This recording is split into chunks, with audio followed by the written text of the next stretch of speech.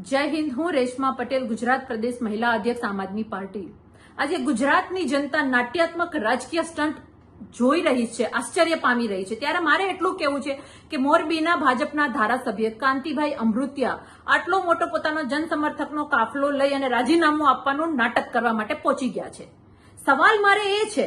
સવાલ મને એ ઉઠે છે કે આ એ જ ભાજપના ધારાસભ્યો છે જે જનતા માટે બે શબ્દ બોલી નથી શકતા। આ એ જ ધારાસભ્યો છે જે પોતાના પક્ષને પૂછ્યા વગર પાણી પણ નથી પીતા, પોતાના પક્ષને પૂછ્યા વગર શ્વાસ પણ નથી લેતા।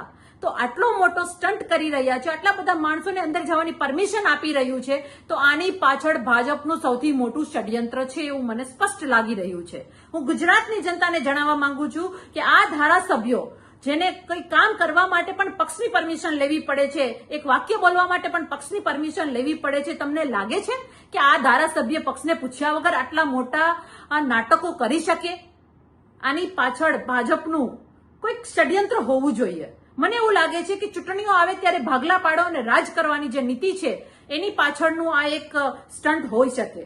એટલે કાંતિભાઈ અમૃતિયાના માધ્યમથી આપણે સમજવાની જરૂર છે કે ભાજપ પોતાના હથગંડાઓ ચાલુ કરી દીધા છે, પોતાના ધારાસભ્યોના સહારે નાટકો ઉભા કરી અને પ્રજામાં દ્વેષ ફેલાવવાનું કાર્ય, સમાજોમાં દ્વેષ ફેલાવવાનું કાર્ય શરૂ કરી દીધું છે એવું સ્પષ્ટ માનવું છે।